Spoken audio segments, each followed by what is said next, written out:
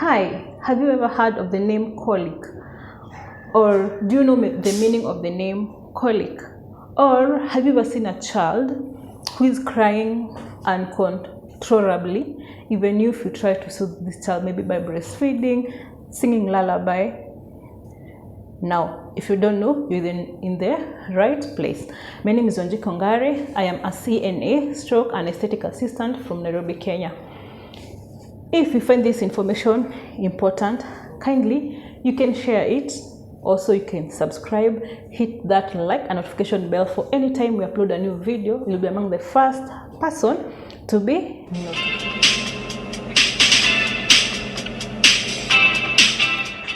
Now, welcome back.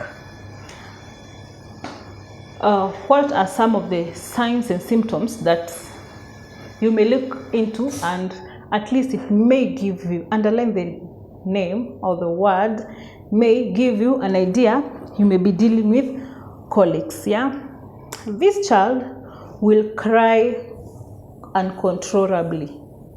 This child, when you look at the face, it may be reddish.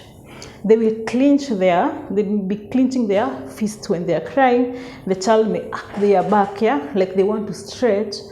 Also, this child may be pulling their legs. Those are some of the indicators. And also, the child, if you listen at the stomach of the child, you may notice it's rumbling. Yeah, that is something you as a parent, it may give you at least an indication, an early indication that you may be dealing with this thing we call colic. But as the healthcare worker, we have something we call the golden rule of 3. And these are the 3 indicators, the major indicators that they may lead you to know that you may be dealing with colics. These are the major, yeah. And the first one is this child will cry for 3 hours non-stop, yeah. This child will also, you know, it is 3 hours. That is the first 3. This child will cry for 3 days in a week. That is the second 3. And the third 3 is this child will be 3 months and below. That's the age that is usually affected by colics. It's a child below 3 months of age. Yeah, we may call them an infant or whatever. Yeah, that is what we call the 3 golden rule of 3. Yeah. Now, as a parent, you have noticed this. And a question you may ask yourself, should I take this child to a hospital? I will say yes. Reason B, you take this child to your hospital facility to be reviewed either by a neonatologist, a pediatrician, a general practitioner, depending on with whom your facility has. Yeah. And now, this healthcare practitioner, the reason we are taking this child there is to rule out that we are dealing with colic, not any other problem. And I will discuss some of the things that also may make you as a parent go also to see the healthcare practitioner. Now, we have taken this child to the hospital. What do you expect maybe the doctor to tell you, or what do you expect from the doctor? 1, the doctor, or let us call him or her the general practitioner, may ask you to undress the child. Yeah, so you are required maybe to carry a changing mat. Yeah, so that they can do a head to toe assessment. That is the first thing. Yeah, the doctor may also ask you, do you have a video? And your advice, at least when this child is crying like that, at least take a video. Yeah, so that you can take it to the doctor, and it may be an evidence, so it will ease in diagnosis of whatever you're dealing with. Yeah, a video, the doctor may ask for a video. Also, the doctor may ask for blood samples to be taken, yeah, so that you can rule out you're not dealing with maybe infection or any other kind of problem. Now, the doctor, the other thing the doctor may ask you is for you to burp that child after feeding in their presence, yeah, so that they can see your burping technique. One thing to note, that the importance of burping, it reduces or it releases gas build up in the baby's stomach. So when you birth this child, that gas is released. Okay, look at this scenario. This child has colics and this child also has gas in the stomach. It will worsen the situation. Yeah, it will be the worst thing ever. This child will cry. It will be more of a punishment. So the doctor may at least want to see your birthing technique so that they can advise you if you're doing it wrongly. Yeah.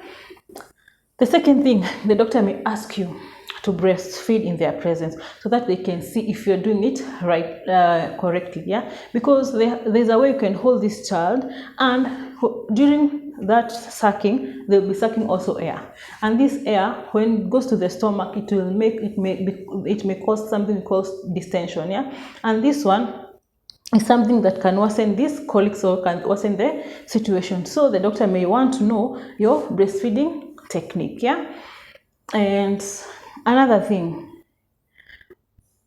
be a parent who can cooperate with the doctor. You're being told that breastfeeders, don't be rigid. Yeah, at least so that you can try to find a solution for your child. Yeah, another thing, when should I get worried?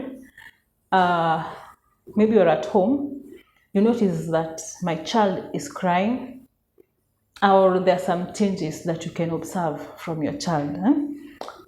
When should you become worried? Or what are some of the things that you may see with your infant that may worry you? Yeah. One thing, abnormal crying pattern.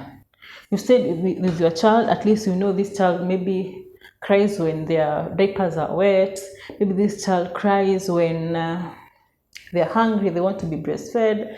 Maybe this child cries when they're uncomfortable. Yeah. But now you note that despite these things, they are crying without reason. Yeah, you can't trace to say this is the reason this child is crying. Yeah, you see this an abnormal crying pattern. That is one thing that can make you're advised to take this child to the hospital. Another thing is, this child was breastfeeding well, but from nowhere they refuse to breastfeed. That is another thing. Yeah, another thing you notice, maybe you used to change maybe 4 diapers in a day. You notice that you change like 7. The urine output has increased than the normal. Yeah? You may take this child to the hospital. Another thing, you may notice that you may notice blood in their poop. That's another thing that will make you go to the hospital. Some of other things is fever, a spike in the fever, the baby becomes pale. Yeah. Another thing is the baby becomes floppy, and the baby becomes floppy. Yeah? Also, when you look at the umbilical stump, it becomes, maybe it starts oozing or it starts bleeding. That is one thing that can cause you to take this child to be evaluated by a doctor. You should at least rush to the hospital. Now let us discuss, how do I soothe my colicky child? Yeah, as a parent, how do you soothe this child? Yeah, you can give this child a warm bath. You can at least you massage them. And when I say about you massage this child, yeah, you take hot oil. No, let me not say hot oil.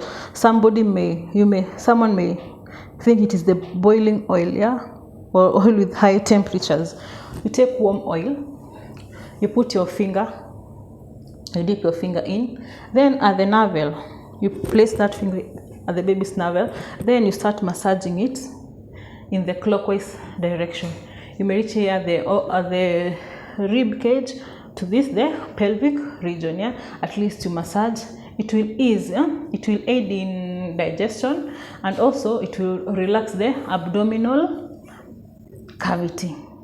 Another thing you should do to this child, yeah, ensure this child, you create a feeding pattern. You see, maybe you will be feeding this child maybe in the morning, afternoon, not feeding. At least you have a feeding plan for this child. Then you should avoid things like, maybe if you notice this child maybe does not like light. at least nurse them in a not dark, but at least without that intense light. Yeah, you may notice this child does not want noise. At least nurse them in a quiet place. Those are some of the things you may do. Also, another thing you may notice from this child is you may look at your child and see he or she wants to cry.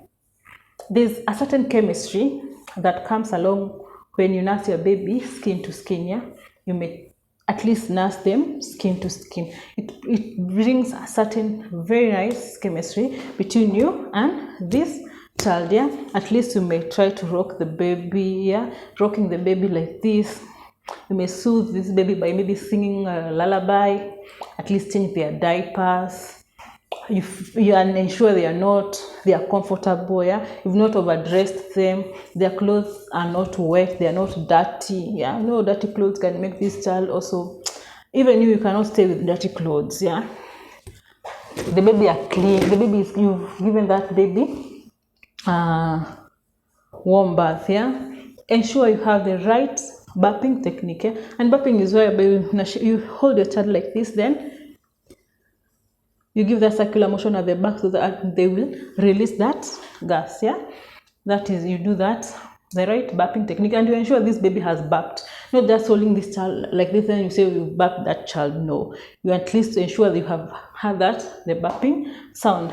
Now, another thing, someone may ask, is this colic harmful? I may say no. It's just a process, and it will end. To say that it usually affects children below 3 months, so it's not harmful. It's just a milestone, or it's just a stage, and it will just, the baby will just pass. Yeah. Now, you as a mother, what will you do, at least mentally, for you to be okay, for your peace of mind? Yeah. Now,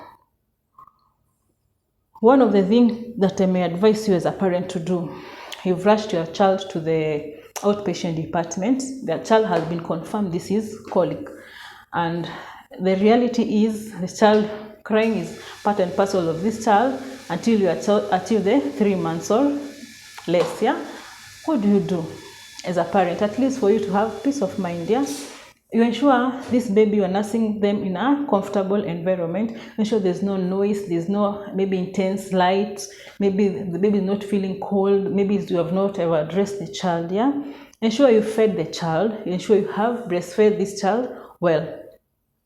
In short, you have done your part as a parent. Yeah, then one thing I can advise you as a parent, you should know that this is not your mistake.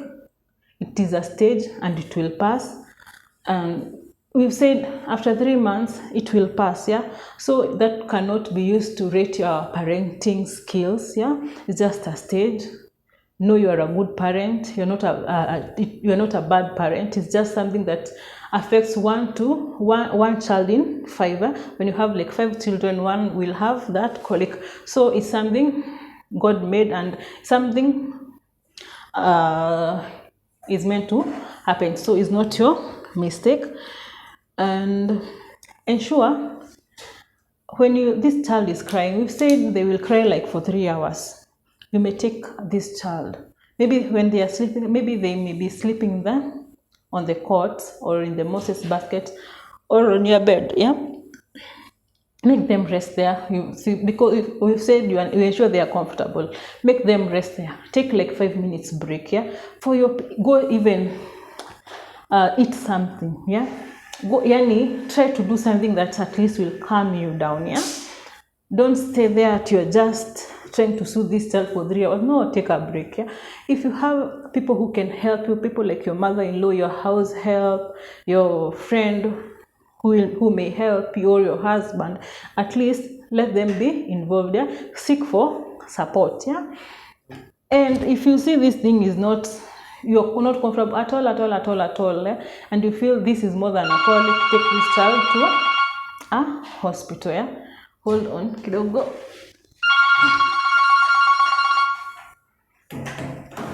You get that? Yeah, you may, we've said you may find somebody who will help you nurse this child. Yeah, and as a parent, I will repeat, no, you're not a failure. You know you're the best parent ever. You know this is a milestone, this is a stage, and it will pass, and you're the best parent, and this is the best child that God gave to you.